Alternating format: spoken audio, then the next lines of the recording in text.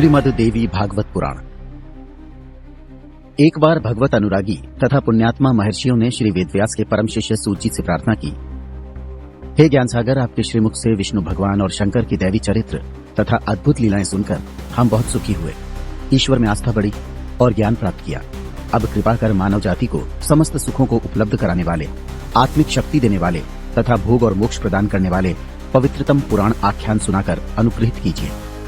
ज्ञानेच्छु और विनम्र महात्माओं की निष्कपट अभिलाषा जानकर महामुनि सूत जी ने अनुग्रह स्वीकार किया। उन्होंने कहा, जन कल्याण की लालसा से आपने बड़ी सुंदर इच्छा प्रकट की, मैं आप लोगों को उसे सुनाता हूँ। यह सच है कि श्रीमद् देवी भागवत पुराण सभी शास्त्रों तथा धार्मिक ग्रंथों में महान है। इसके सामने बड़े बड़े तीर्थ और व्रत नगण्य हैं। इस पुराण के सुनने से पाप सूखे वन की भांति जलकर नष्ट हो जाते हैं, जिससे मनुष्य को शोक, क्लेश, दुख आदि नहीं भोगने पड़ते। जिस प्रकार सूर्य के प्रकाश के सामने अंधकार छंट जाता है, उसी प्रकार भागवत पुराण के श्रवण से मनुष्य के सभी कष्ट, व्याधियां और संकोच समाप्त हो जाते हैं।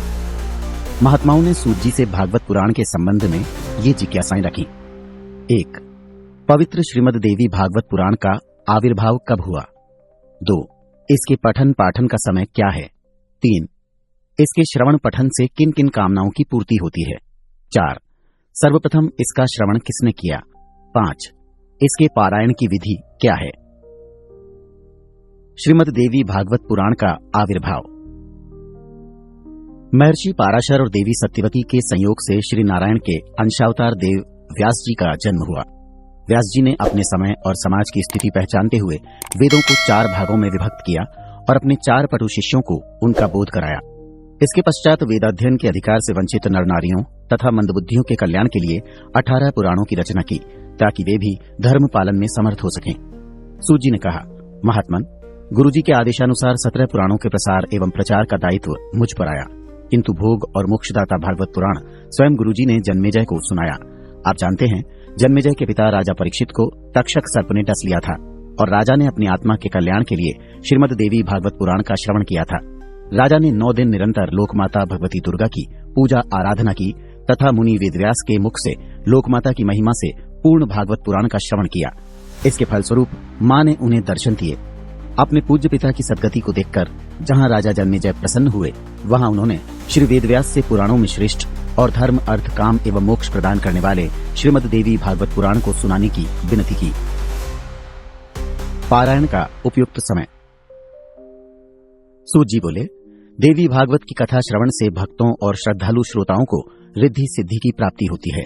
मात्र क्षण भर के कथा श्रवण से भी देवी के भक्तों को कभी कष्ट नहीं होता। सभी तीर्थों और व्रतों का फल देवी भागवत के एक बार के श्रवण मात्र से प्राप्त हो जाता है। सतयुग, त्रेता तथा द्वापर में तो मनुष्य के लिए अनेक धर्म कर्म हैं, किंतु कलयुग में तो पुराण सुनने के अतिरिक्त कोई अन्य धार्मिक आचरण नहीं है। कलयुग के धर्म कर्महीन तथा आचारहीन मनुष्यों के कल्याण के लिए ही श्री व्यास जी ने पुराण अमृत की सृष्टि की थी।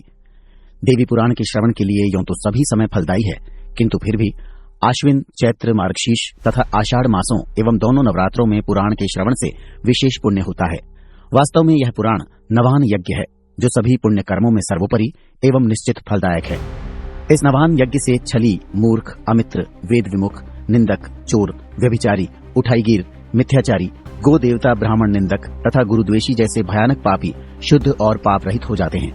बड़े बड़े व्रतों, तीर्थ यात्राओं, वृहत यज्ञों तथा तपों से भी वह पुण्य फल प्राप्त नहीं होता, जो श्रीमद् देवी भागवत पुराण के नवान पारायण से प्राप्त होता है।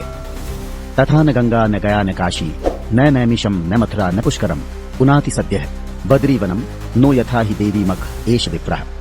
गंगा, गया, काशी, नैमिषारण्य, मथुरा, पुष्कर और बद्रीवन आदि तीर्थों की यात्रा से भी वह फल प्राप्त नहीं होता, जो नवान पारायण रूप देवी भागवत श्रवण यज्ञ से प्राप्त होता है। सूत जी के अनुसार आश्विन मास के शुक्ल पक्ष की अष्टमी को स्वर्ण सिंहासन पर श्रीमद् भागवत की प्रतिष्ठा कराकर ब्राह्मण को देने वाला देवी के परम पद को प्राप्त कर लेता है। इस पुराण की महिमा इतनी महान है कि नियम पूर्वक एकाद श्लोक का पारायण करने वाला भक्त भी मां भगवती की कृपा प्राप्त कर लेता है। देवी पुराण की महिमा। देवी पुराण के पढ़ने एवं सुनने से भयंकर रोग, अतिवृष्टि, अनावृष्टि, भूत प्रेत बाधा, कष्ट योग और दूसरे आधि भौतिक, आधि दैविक तथा आधि दैहिक कष्टों का निवारण हो जाता है। इसी के साथ श्रीमद् देवी भागवत महापुराण का महत्व समाप्त हुए। अगले भाग में श्रीमद् देवी पुराण की कथाओं का पाठ किया जाएगा, जिसे सुनने के लिए अभी हमारे चैनल को सब्सक्राइब कर ले और हमारे इस श्रीमद् देवी भागवत कथा सीरीज में हमारे साथ बने रहे। धन्यवाद। जय माता दी।